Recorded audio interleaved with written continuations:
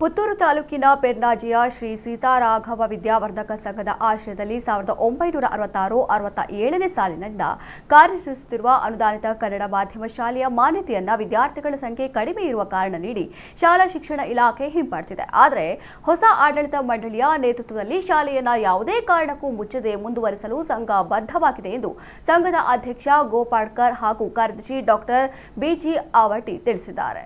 ಪತ್ರಿಕಾಗೋಷ್ಠಿಯಲ್ಲಿ ಮಾತನಾಡಿದ ಅವರು, ಶಾಲಾ ಶಿಕ್ಷಣ ಇಲಾಖೆ ನಿರ್ದೇಶಕರು ನೀಡಿದ ಆದೇಶವನ್ನ ಪ್ರಶ್ನಿಸಿ ರಾಜ್ಯ ಹೈಕೋರ್ಟ್ಗೆ ಮೇಲ್ಮನವಿ ಸಲ್ಲಿಸಲಾಗಿದೆ. ಶಾಲೆಯ ಮಾನ್ಯತೆ ರದ್ದುಪಡಿಸಬಾರದು ಎಂದು ನ್ಯಾಯಾಲಯವನ್ನ ಕೋರಿದ್ದು ಪ್ರಕರಣದ ವಿಚಾರಣೆ ಪ್ರಗತಿಯಲ್ಲಿದೆ. ಈ ನಡುವೆ ಶಾಲೆಯ ಕಾರ್ಯನಿರ್ವಹಣೆ ಎಂದಿನಂತೆ ಮುಂದುವರೆದಿದೆ ಎಂದು ಹೇಳಿದರು. ಮಾನ್ಯತೆ ಹಿಂಪಡೆಯಲ್ಪಟ್ಟಿರುವುದರಿಂದ ಶಾಲೆಯ 2 ಶಿಕ್ಷಕರ ವೇತನ, ಬಿಸಿಯೂಟ ಸೇರಿದಂತೆ ಸರ್ಕಾರದಿಂದ ದೊರೆಯಬೇಕಾದ ಸೌಲಭ್ಯಗಳಿಗೆ ತೊಡಕಾಗಿದೆ. ಆದರೆ ವಿದ್ಯಾರ್ಥಿಗಳಿಗೆ ಯಾವುದೇ ತೊಂದರೆಯಾಗದಂತೆ ಆಡಳಿತ ಮಂಡಳಿಯೇ ಎಲ್ಲಾ ವೆಚ್ಚವನ್ನ ಭರಿಸುತ್ತಿದೆ ಎಂದರು.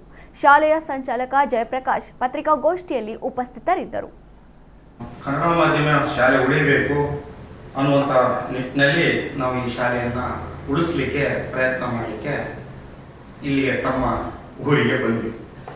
ಬಂದಾದ ನಂತರ ಮೊದಲು ಮಾಡಿದ್ದು ಆಡಳಿತ ಮಂಡಳಿ ಬದಲಾವಣೆ. ಹಿಂದಿನ ಆಡಳಿತ ಮಂಡಳಿಯ ಒಂದು ಜನರು ಬಳಿ ಕರೆದು ಹೊಸ ಸದಸ್ಯರನ್ನು ತಗೊಂಡು ನಾವೆಲ್ಲರೂ ಅದರೊಳಗೆ ಇನ್ವಾಲ್ವ್ಮೆಂಟ್ ಆಗಿ ಶಾಲೆ ಆ ಸಂದರ್ಭದಲ್ಲಿ ಮುಚ್ಚುವಂಥದ್ದು 24-25ನೇ ಸಾಲಿನವರೆಗೂ ಕೂಡ ಸರ್ಕಾರ ಮಾನ್ಯತೆಯನ್ನು ಕೊಟ್ಟಿದೆ. 25-26ಕ್ಕೆ ಮಾತ್ರ ಅವರೊಂದು ಆದೇಶವನ್ನು ಮಾಡಿ ವಿದ್ಯಾರ್ಥಿಗಳ ಸಂಖ್ಯೆ ಕಡಿಮೆ ಇದೆ ಅಂತ ಹೇಳಿ ಅದನ್ನು ನೋಟಿಸು ಕೊಟ್ಟಿರಲಿಲ್ಲ. ಹಾಗೆ ಶಿಕ್ಷಕರನ್ನು ಬೇರೆ ಕಡೆ ನಿಯೋಜನೆ ಮಾಡುವಂಥ ಪ್ರಕ್ರಿಯೆಯನ್ನು ಮಾಡಿದರು. 25 ಒಂದು ವಿಭಾಗಕ್ಕೆ ಇರಬೇಕು ರೂಲ್ಸ್ ಪ್ರಕಾರ.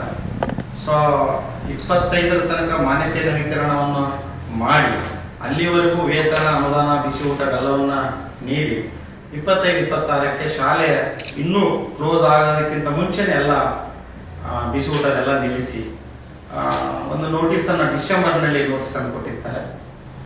ನೋಟಿಸ್ ಕೊಟ್ಟಂತ ಹಿಂದಿನ ಆಡಳಿತ ಮಂಡಳಿ ಉತ್ತರವನ್ನು ಕೊಡಲಿಕ್ಕೆ ಒಂದು 15 ದಿವಸ ಕಾಲಾವಕಾಶ ಕೇಳಿರ್ತದೆ. ಅಷ್ಟರೊಳಗೆ ನಾವು ಬಂದು PTR ಮಾಡಿಸಿ ಜಿಲ್ಲಾ ಮಂಡಳಿ ಕಚೇರಿಗೆ ಹೋಗಿ ನಾವು ಅಧಿಕೃತವಾಗಿ ಒಳಗೆ ಬರಲಾರ ನಾವೇನು ಮಾತಾಡೋಕ್ಕಾಗೋದಿಲ್ಲ, ಇಲ್ಲಿ ಓಡಾಡೋಕ್ಕಾಗಲ್ಲ ಅಂತ ಹೇಳಿ ನಾವು ಅದನ್ನು ರಿನ್ಯೂವಲ್ ಮಾಡಿಸ್ಕೊಂಡು ಆಮೇಲೆ ಇಲಾಖೆಗೆ ಪತ್ರವನ್ನು ಬರೆದಿದ್ವಿ.